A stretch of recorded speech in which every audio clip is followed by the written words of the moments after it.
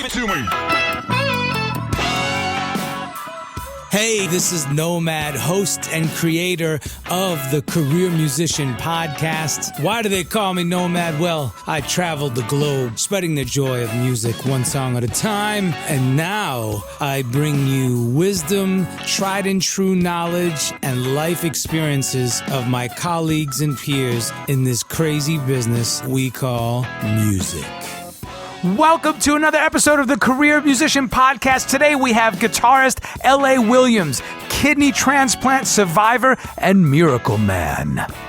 This is the Career Musician Podcast with your host, Nomad. Okay, first of all, big shout out to Kevin Wilson and all of my homies at the International Musician Summit. Kevin founded the summit, and that's where I met L.A. Williams. Now, L.A. Williams is near and dear to my heart because of one thing. He's a kidney transplant and dialysis survivor. Now, this is near and dear to me because my father is going through the very same experience. When I called L.A. to pick his brain about it, he was nothing but loving, caring, helpful, insightful, and he continues to be supportive in this manner. So I would like to say, if there's anybody out there struggling with being on dialysis or needing a kidney transplant, please reach out to L.A. Williams on Facebook, and I can guarantee you he's going to bless you. That's not the only reason why I think he's super cool. He is buds with Isaiah Sharkey, one of today's greatest guitar players, hands down. And yes, they are both disciples of the one and only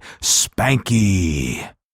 Here I am with L.A. Williams, my good friend. Yeah, I appreciate it, man. Career musician. Now, I don't want to fail to mention. So, Ronnie. Yes. Okay, so Ronnie here. Tell us about. Yes, here Ronnie. at the table Mr. Ronnie Jones hails from South Bend, Indiana, as well as St. Louis, and then back to South Bend.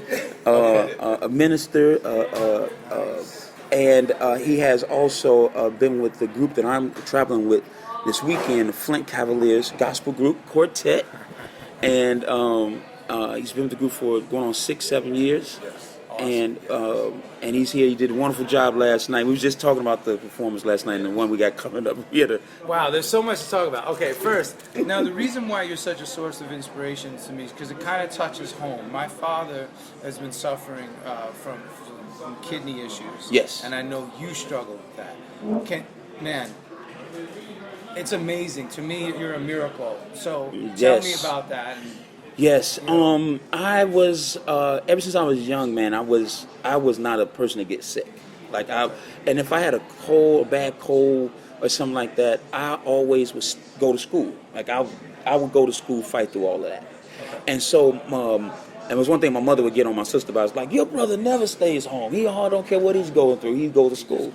So and I was something my father had. He would never get sick. He got those genes. But all of a sudden, I was about 35, and for a span of about a couple months during the winter in Chicago, from like probably December or so, I fell ill.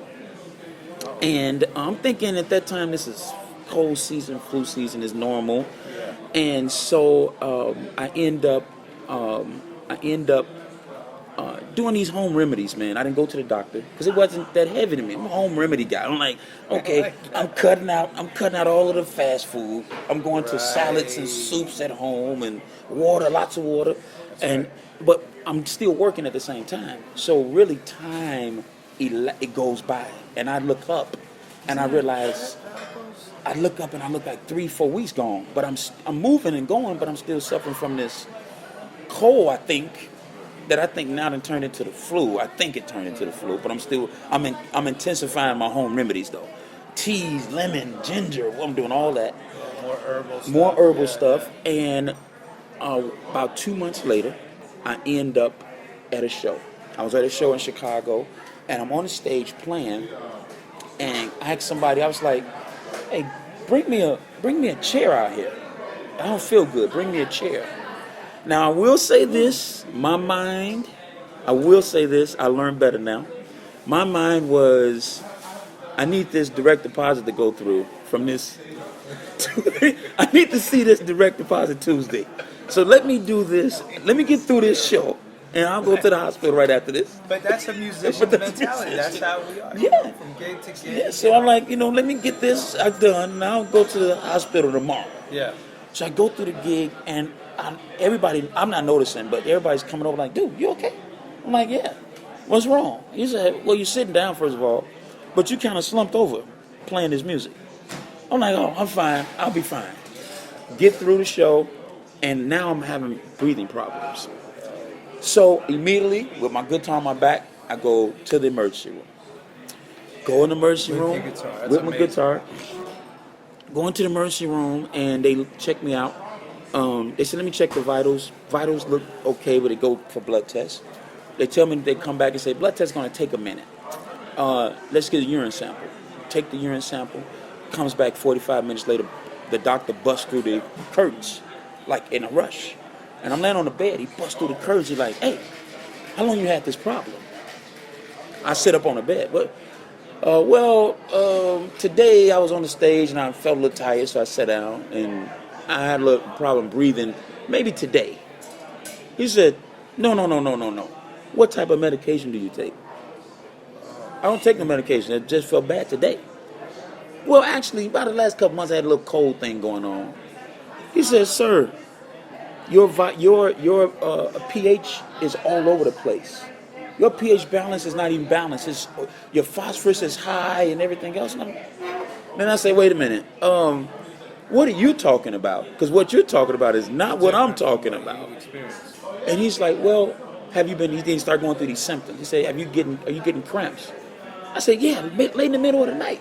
I get these bad cramps. They wake me up. He says, you have a taste in your mouth? I said, yeah, how you? I got a smile on my face saying, yeah, how you know? He's a doctor going through all these symptoms. I was like, exactly. I said, man, I peppermint, brush my teeth 20 times, and I still got this metallic taste. He says, sir, your kidneys aren't working. Those are signs of your kidney. How long have you had the cramps? Oh, I had the cramps for a couple months, but I thought it was from being, sitting around or standing up on stage. So the next day they send me upstairs. They do 3 days full of testing. They want to test. They tested everything from hepatitis B, C to HIV. Everything in between, high blood pressure, sugar, diabetes. Were you home or were you out on the road? No, I was in Chicago, which was the greatest thing ever. And after that, they took tests, man. They came back 3 days later. Everything passed negative. Didn't have none of the tests. None of the tests came back positive. Now the look on your face, the doctor's coming back scratching their head. Yeah. They're saying, man, sometimes we know, sometimes we don't. And this is one of the occasions where we don't know what triggered. You don't have high blood pressure. You don't have high glucose levels. So those are the main triggers. And you don't have any of the autoimmune things. That's the diabetes? Yes. Yeah. You don't have any of the autoimmune things that would have turned your blood cells against yourself. Right. So they're like, we don't know. But one thing we do know, you have to get that fluid off of you. You're having a hard time breathing because it's fluid on you. And he did this with his hands, man. He put his hands as if he was cupping my heart, and he says that fluid is going to crush your heart if we don't get it off of you. So and like he put his hands. heart failure? Yes. Well, I would have gone to that. Yes. What my father experienced, he experienced that. Yes. So the young lady came back and she says, listen, well, right before she told me my HIV results, I have to say this because this scared the living daylights out of me. That was the last test to come back. So she came to me. She came to me a day before, literally 24 hours before. They visit early in the morning. Before she gave me the results, she came back. She says, listen, Mr. Williams, it's a great debate. You're probably one of, so far amongst this team that doctors, we're having a problem with you. I was like, what do you mean? She said, well, half of the doctors are split on trying to medicate your kidney. The other doctors are saying, look, we've tested this guy for everything. He doesn't have it. And one test hasn't came back yet. So obviously, he's going to test positive. So let's go ahead on and move on to another patient because we know what we need to do for that. And so he comes and she's like, so I said, so what are you saying? And she's like, well, your test results haven't come back yet, but it's the final test that hasn't come back. Everything else is negative. So we're looking at, just moving on to another patient because we know what to do for that. So I said, well, can you just wait for the results to come back and just start, can you treat me? And she was like, well, that's a debate. The doctors who want to treat you, they failed in their debate with us. So we want to just go on. And so I was like, wow. I says, okay. I just took it. I was like, Okay. All right. Well, I'll just wait till tomorrow to hear from you. She comes back the next day, and that's 24 hours of dealing with that in my mind. That's 24 hours. So unsettling. That's 24 hours, man. I never had no thoughts run through my mind. I doubt it.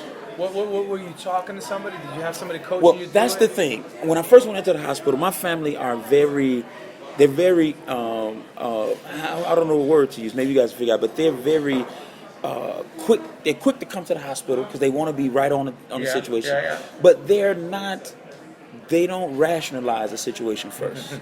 They don't if you're in the hospital, it's like, It's doomsday. It's doomsday. If you're not in and out in 24 hours, it's like, get the family together. And so I held off from talking to my family. I called my sister. I didn't even tell my mother. That was probably smart. Yes, I talked to my sister and I told her because she understands the family. So I said, listen, don't you say a word. This is what's going on. I called my stepfather who raised me since I was 13. I called him. I called my father. I said, listen, Dad, I'm in a hospital, but I don't know why. And until I know why, I don't want the family to know. Because when they come in, I want to say, wait, stop. This is what's going on. I'll be out in 24 hours. So that was Sunday night. I went in. It's Wednesday. So 24 hours I deal with this. Lady comes back in. She says, listen, she goes through the whole thing again. I don't rush her to give me the answer. But finally she comes off and says, well, the results are back. And it's negative, so we don't know why. And I look at her and I says, you understand for 24 hours. Yeah, you had me in. Come here. Let me whisper something in your ear. So she says, well, the kidney doctor is going to come now. Okay. And talk to you and tell you the process. The nephrologist. He comes in. He's like, look, they're going to give you access for dialysis. We're going to start you with dialysis right away. Yeah. Right away. And that was it. And that was it. He says, we're going to give you treatments here in the hospital. We're going to give you 2 treatments here. And then we're going to just pull the fluid. And then we'll set you for a regular schedule in the clinic. And so I did that. And I had a beautiful, great, she works great with people first times on. Yeah. Oh, sure, please. Thank you. And she gave me great advice. I could not have paid for that advice and got better advice. Okay. And she coached me through the entire process of what it was going to be like to be in dialysis, what it's going to feel like, what to expect. Every 10 minutes, she sat there through the whole thing and sat there and every 10 minutes, are you okay? Prepping me. Are you feeling this? If you're not feeling this, you're going to feel this in about 30 minutes. Just chill out. Don't worry. Don't get scared. And it was just the feeling of your blood leaving and coming back in. You know, you can get a little dizziness and all of that. It's a big deal. It is, man. Those little things in your body, those kidneys are dynamic. I don't take it lightly because I watched my pop go through it. Yes, man. And let me say, you were so instrumental. He was scared. Sorry, Dad, Yes. but Yes, you know, at the absolutely. end of the day, it's fear. He didn't want to do dialysis. He's like, no, I'm fine. So he tried everything else, and he even tried the homeopathic. The homeopath, yes. I've been there. And I did some research with him. All right, Dad, you need to eat this. You can't eat that. So the fact that you had somebody help you through that. Yes. Now that seems like for him it was a really slow transition from realizing what he had to finally arriving at dialysis. It was months, many months. Yes. No prep. You went from the hospital, Yes. 3-4 days later to dialysis? Yes. And that was something I encouraged people about that I really hoped. I don't know if it would have been different, but I really think back if I would have done it over, I would have had those regular checkups like I do now at the doctor because they would have been taking all of those. They would have seen that in the chart. To encourage people to if you got an opportunity when they're telling you, hey, well, you got 30% working, you got 40%, and it's going down. Those are the best opportunities to have to try to turn things around. But when you're going to the 20, 15% and things of that nature, that's when you got to prep yourself. And so not having a prepping opportunity is when I said, oh man, my job now is when because I questioned, I said, man, and this is the honest truth. I was like, Heavenly Father, listen, I got a list of people that you could give this to who probably deserve this. And I'll go down the list and then You need help. if you need help, But then I thought, I said, you know what? I don't know why, because the doctors don't know why, and now I don't know why. So since I don't know why, maybe this is for another purpose. And I promise you, Nomad, from you, from being able to talk with you and many other musicians through the country that just contacted me. They just contacted me. I seen a purpose. I saw a greater purpose that was bigger than me. That I accepted when our doctors came and said, you got to get on dialysis. And that's what gave you the peace. And when I tell you peace, that's what I pray for, peace. Because the first thing we all do, why me? Oh yes, and I did it. What the hell? Why is this happening to me? Really? Now? Yep, I did it. Right? Yes, yep, you're right. And the funny thing that I said to God, why him? Right. I was there that night that he played. Yeah. And I looked at him and I was one of the guys that said, what's wrong with you? He had his hoodie on. Sure did. Sure did have my hoodie on, yep. He had his hoodie on, he was sweating. I was like, it's not hot in here, what's wrong? And so I started asking, I was like, man, you okay? Next day. Nomad here with the Career Musician Podcast. Thank you for listening. I wanted to tell you about hashtag AskNomad to ask me any music-related questions, and I will respond usually within 24 to 48 hours. Again, that's hashtag AskNomad.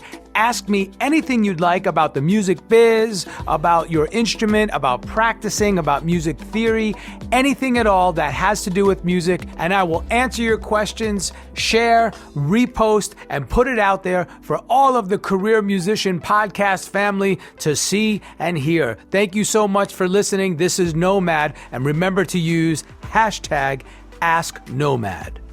Listen to the Career Musician Podcast on your preferred streaming service. When this all happens, and then the thought process, the emotional impact that it has on you, again, looking at you is such an inspiration because myself, it would have been really hard. And so what kept you from saying, you know, man, just screw everything, that's it, I'm done. Like, how did you fathom going on with music? Because let's talk about being a musician good, now. yes, we good travel, question, right? yes. You know, we're all modern day nomads. Yes, This is what we do. yes, we do. It's how we earn a living, and this is how we share our gift. Absolutely.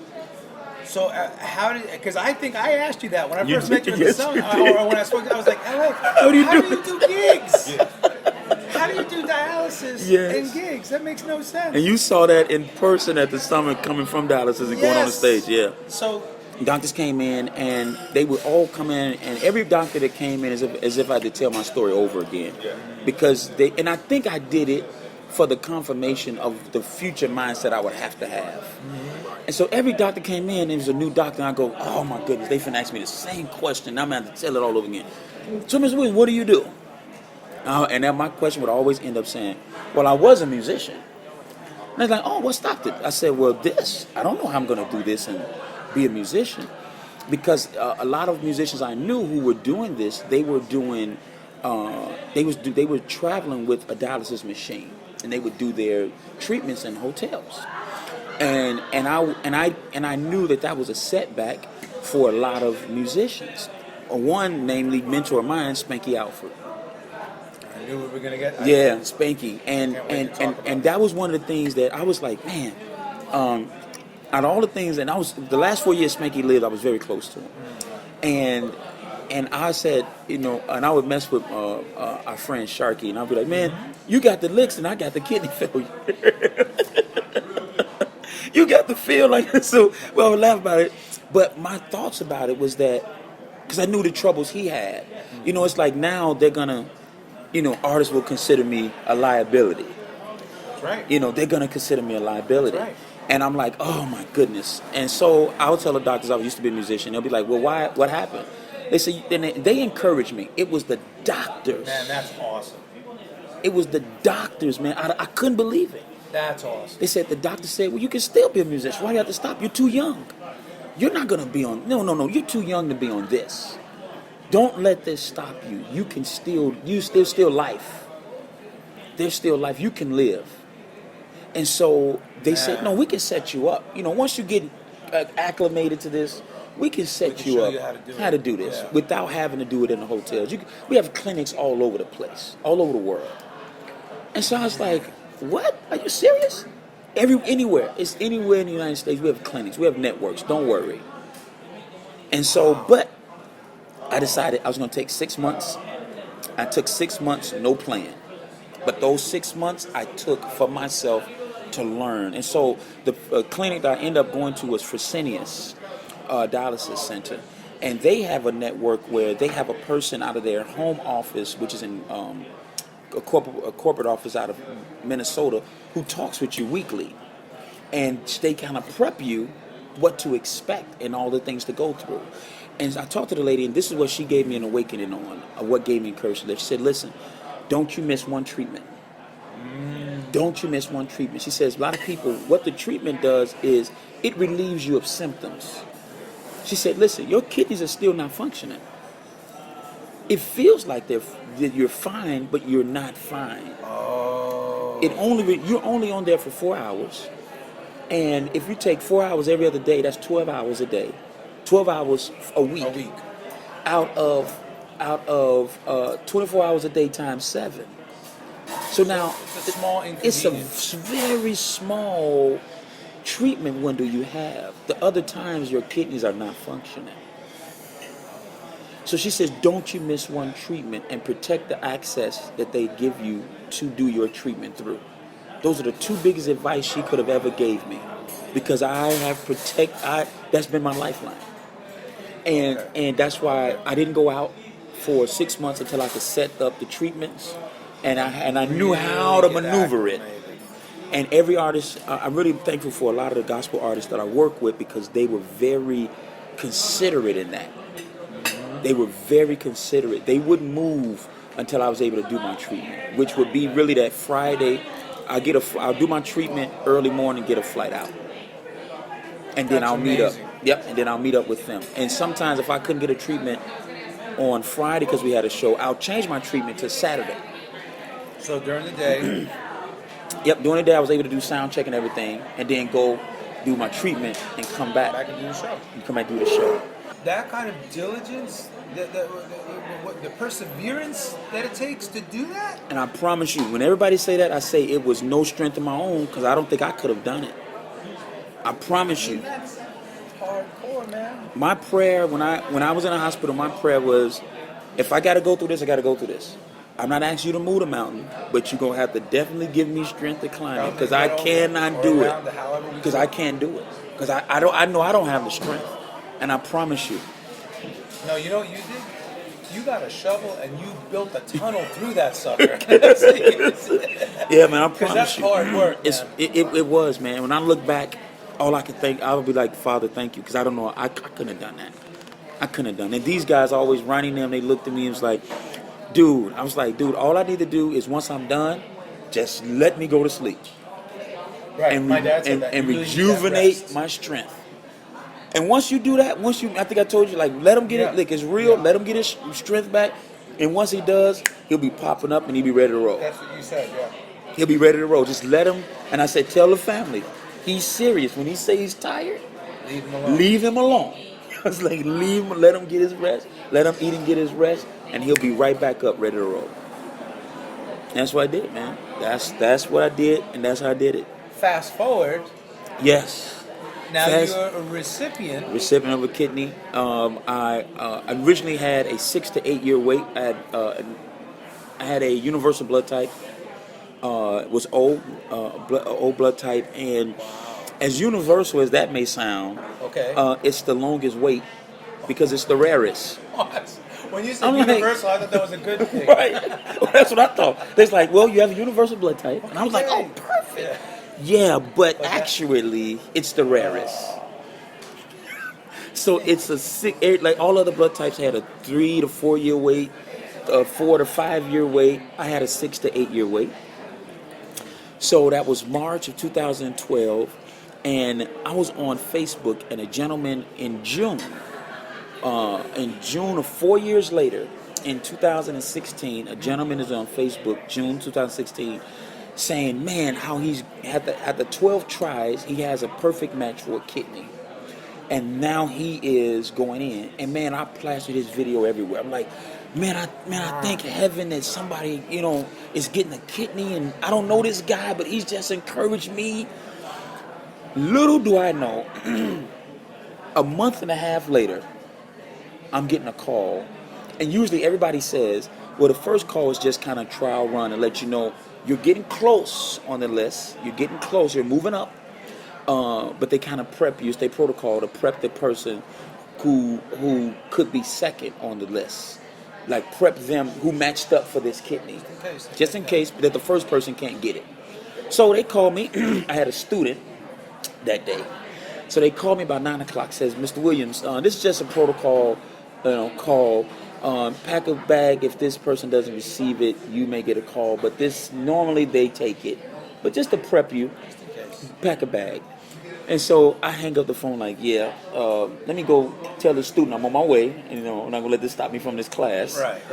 I'm not going to let my student off that easy. Right. So I called my sister. I said, listen, they just called me, but I'm not going to get this kid. This guy whoever it was, they're going to match up. And so she's like, you sure? They ain't call you for no reason? I said, no, they call me because protocol. And so I'm like, I'm going to this student, and I'm going about my business. They supposed to call me back in 45. They didn't call me back in 45 minutes. So like I'm going out the door. Phone rings, and when the phone rings, it's Madison, Wisconsin, hospital, University of Wisconsin Hospital in Madison, and I'm stunned at the phone ringing. I'm like, no. I gotta go teach. And man, I'm shaking, and she clearly told me the first time, we're not calling you back if this kidney is not for you. She's calling me back. Man, by the way, in the interim, I called my pastor and I prayed for the person to get the kidney. I said, Pastor, I want to pray that the person, I said, and this was the reason why. Whoever is before me, they may not be as strong as me. They may not be as, I've got a lot of resources around me. They may not have these resources. But I've conditioned, because at my 4-year point was March 25th. My 4-year point, I said, you know what? I can go another 4 years. I can do this. This was strong. I can do this. I can do this. At 4 years, I said, you know what? I can do this, man. I can do this. I got a lot of support systems. I can do this. Amazing. And from March to August, I got the call. And we prayed for the other person to get the kidney. But I got the call back, and I answered the phone, busting in tears. I'm in tears. I'm about to cry now, man. Man. I'm in tears, dude. No, this is real. And she's like, how long can it take you to get here? And they're 2 hours away. And I said, I'm coming now. I called my sister. With the guitar. I called my sister, and I said, this is it, Tasha. This is it. And we hit the road, man. She canceled her job. She's like, I'm not coming in. I got to drive my brother to get a kidney. 4 years. 4 years. 4.5 years I got the kidney. Go get the kidney. And I had an 8-year wait. And so, to anybody listening, it happens just like that. Okay, I mentioned L.A. Williams, Isaiah Sharkey, and Spanky. Well, Spanky Alford, he is probably the godfather of all things gospel, jazz, R&B, guitar. I mean, this dude has really inspired so many of us guitarists, and we all run the gamut of genres and styles that we play, but Spanky really just left a mark on all of us. May he rest in peace. So, as I'm talking to L.A. Williams, if you hear me bring up Spanky, that's who we're talking about. And Isaiah Sharkey is a young cat who came up in the ranks the past, a couple handfuls of years, and he's just killing it. And Sharkey and L.A. are very tight, and they were both close to Spanky. So that's why I mentioned that, give you a little bit of history. Subscribe to The Career Musician on Apple Podcasts. A gentleman who plays one of the legendary groups in Quartet, he's the drummer, name's Keith Hampton. He has a similar testimony, and he's out of St. Louis. They know him, and he called me. I was about 3 years in with the dialysis, and he called me and said, "Hey man, I need to talk to you." And he's in the hospital. And he tells me he has kidney failure. Now, at that point, I'm devastated. I'm saying, "No, Keith, oh man, oh, I'm crying. We're very close." And I'm like, "No, Keith." Younger than you.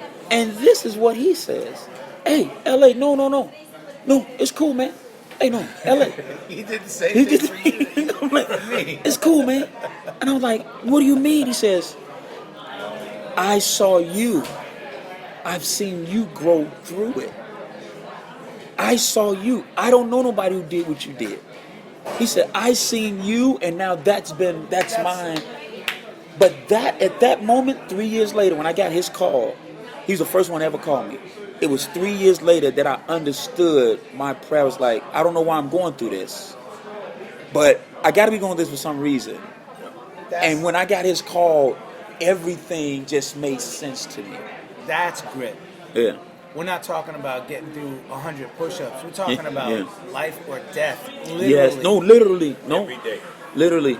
I know, and then I just travel. Literally, so man. That's why this podcast is so important. So, yeah, dude, I thank you appreciate for it, sharing, man. I appreciate it, But dude. okay, but before we go, Yes. because I know we're running out of time. You guys got to get going. Spanky Oh, and your history there. I feel in the guitar community especially. I want this on every guitar magazine. I want Yes. it streaming on Netflix and everywhere. Like, I want to do some kind of a documentary that really speaks to what this man and the legacy oh, is, man. and then how you and Sharky are carrying the torch. And that documentary would be great, but the Spanky Alford aspect came in for me. 25 years old, my brother-in-law was begging me. I was in the corporate world. I didn't play guitar for 6 years. Yeah. From 20 to 25, I didn't play. I was trying to get my 401k plan going from corporate world. And so he begged me to play for him for an outdoor fest. And I turned around for so many years, and I finally said, okay. And I met this group here that I'm traveling with at 25 years old. And I played for him, and one of the guys asked me to sit in with them. And so the guy that was just interjected, Craig Johnson from Flint, Michigan. Craig was playing at the time. He was a guitar player at that time. And so I was learning from him. But we were traveling one day, him and a big bass player, to go in Carolina somewhere. And he asked me had I heard of Spanky. At that time, I was a young bloomer, so I wasn't really deep into who played what. I just listened to records. I don't know who was playing what. So I was like, no. But he put on a cassette tape, and I hear this guitar player, and I'm like, whoa. Freaks you out. Whoa. That's So what freaks you out. years later, this is years later, I'm about in my 30s. Yeah. He's playing, which you love Spanky. No matter what, even you, no matter what, you're out with Babyface and you make time for me. So I'm like, I love these type of people. And so Spanky would make himself available. He was out of Huntsville. There was a convention of quartet singers, artists in Birmingham, Alabama. So Spanky would come down from Huntsville and hang. If he wanted to Destroy all the guitar players. listen, if he wanted to, he would get up and play for everybody on the stage. He would be like, "Oh, you need me to play? All right, let me get my guitar." And he would go and play with everybody. So one day I seen him walking down the hall, and I'm looking, and my brother-in-law says, "There go the guy right there." And I was like, "Who?" And he's like, "Spanky." I'm like, "Not that guy." And my brother-in-law says, "Watch this. Mr. Spanky," and he puts his hand out, and Spanky's like, "Hey, what's up, man?" And I'm frozen. Now I'm like, "Oh, that is Spanky." And That's my idol. Oh no. So now what am I gonna do? what I do then, I gotta drop a name, because now I'm so frozen. I said, "Hey, how do I introduce myself to him?" And I says, "Mr. Alford, we have a great mutual friend." And he says, "Who was that?" And I says, "Mr. Craig Johnson," and which is him. And I said, "Craig Johnson." And he says, "Oh, that's my boy." And he gets to singing one of his songs that he put out at the time called "Hold Out, Be Strong," quartet song. He starts singing a song, "Hold Out, Be Strong." And they were burning it up on the radio in Huntsville. Oh wow. So he was like, "Tell Craig they burning the song up, man. They burning it up." And he had a card. No, he said, "You got a card?" And I said, "Yeah." And on the back of a card, he wrote his name and number. He says, "This is my number. Call me anytime you want." from there was it for 4 years, man. And I would call his house so much. His wife Shirley would answer the phone and says, "Hold on, Derek." At that time, I didn't have LA. At that time, I didn't have LA. She one of the superstars. So she'd pick up the phone and say, "Hold on, Derek. He's doing something. He don't want you to hang up. He's told me to tell you to hold on." Right. And man, but what I love, I tell people all the time this. Spanky spent more time talking to me about life than I didn't. It wasn't about riffs. It wasn't about. So he became your mentor. Oh man, unbelievable the conversations about life that he would have with me about just being a man and prepping yourself in a business. The business aspect of the industry. That's why we're here. Yes. That's why this exists, the Career Musician Podcast, to hear your story. Yes, man. Imbued from people like Yes, Spanky. absolutely. And I tell people all the time, you'll get that from Tyrone Jackson. Yeah. You'll get that from Sharkey. Anybody who spent time, Kevin Wilson. Right. They will tell you Kevin, that that's they spent more time talking to him about just life in general, experiences, than, hey man, pick up the guitar. So what was those licks that you did? And he would do it. He would do it. One time I was in Birmingham when he got ill, very ill. In January they had a convention, and so he wasn't able to come down. Shirley talked to me and said, "You know what? I don't think he gonna make this one." So when she said that, I got out of my car in Birmingham and I drove up to Huntsville. Good for you. I'm like, no. Well, she had that voice, that tone in her voice, and I went and seen him. He's at a music store because he taught at this music store called Shepherd's, Tom Shepherd's, T. Shepherd's.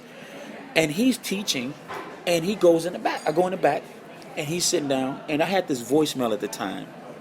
It had some guitar on it. And he's like, "Hey, man, what's that thing you got on your voicemail?" Yeah. I'm like, "Oh, no, don't try it. You can play that." Yeah, no, sure. Where you coming from? Which I loved about him. He was eager to...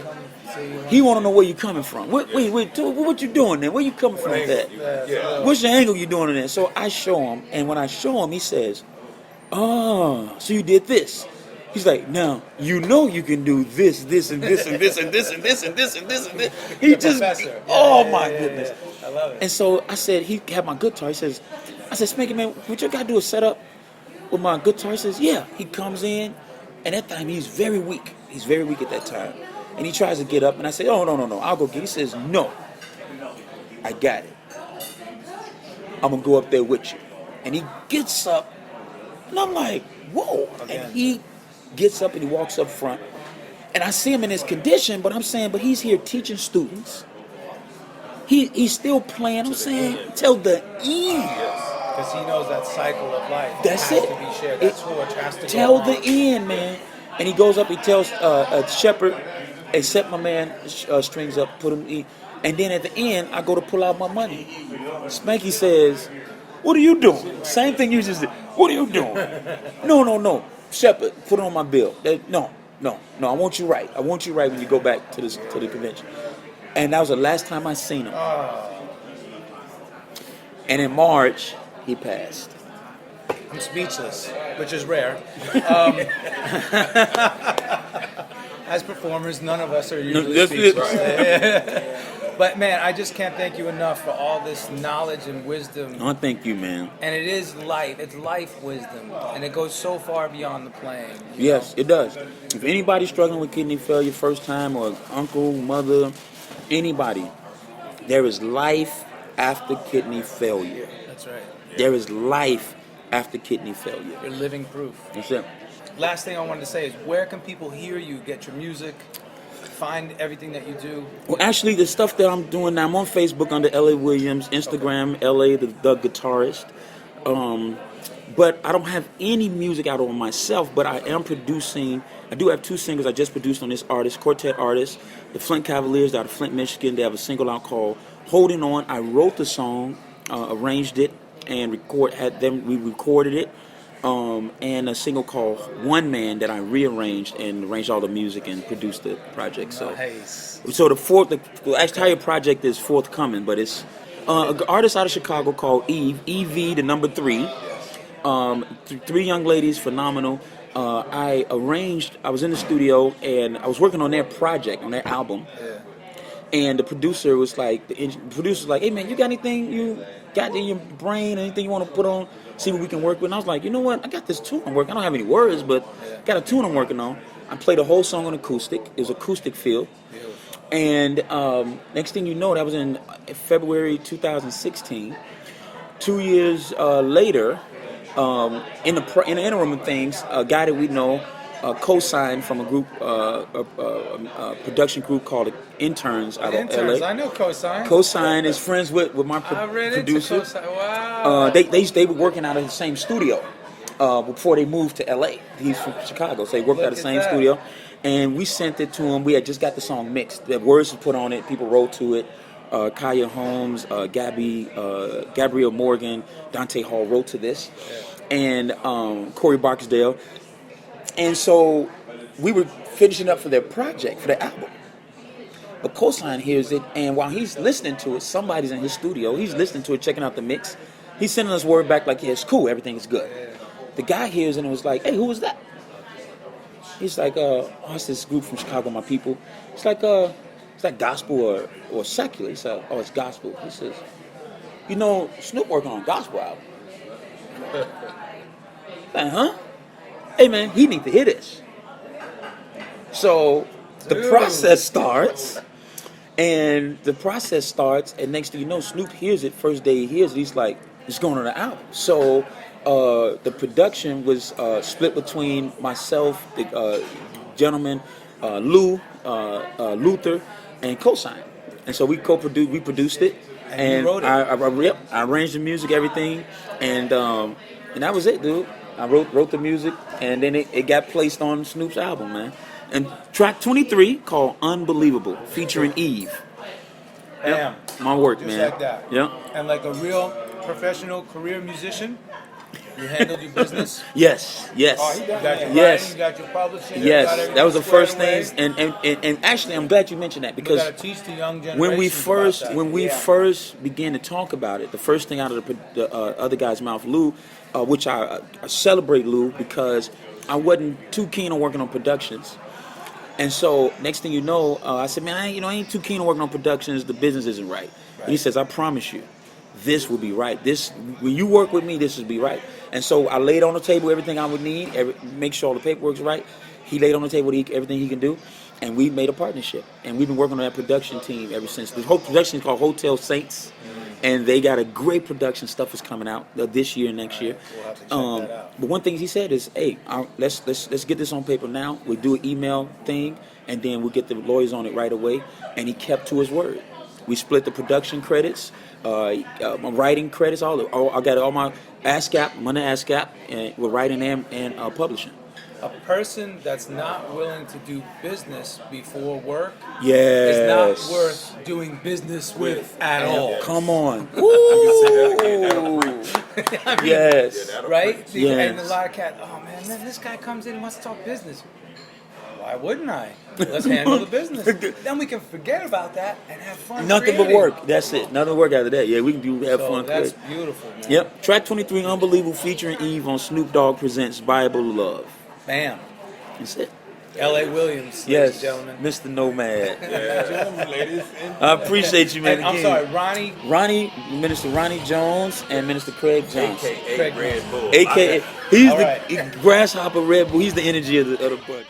All right, thank you for listening to my rant. That wraps another episode of the Career Musician Podcast by yours truly, Nomad. Thank you, L.A. Williams, for making the time and sharing with us and being so vulnerable about your personal life's journey. We are forever grateful and indebted to you.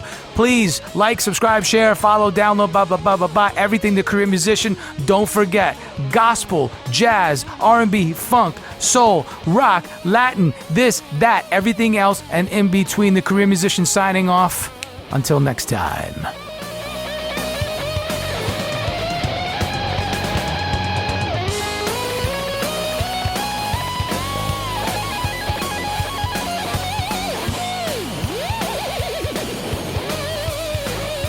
Thank you for tuning in to The Career Musician. Please click the subscribe button and share the Career Musician podcast on your social media feeds.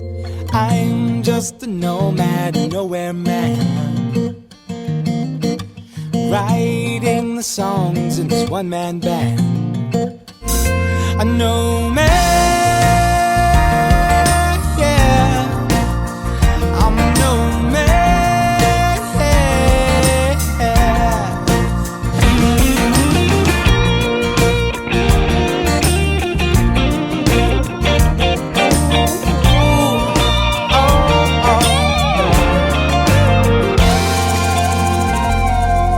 So hush now, darling, you'll be fine. I'll be back this way sometime. Until then, baby, don't you cry, 'cause I'll be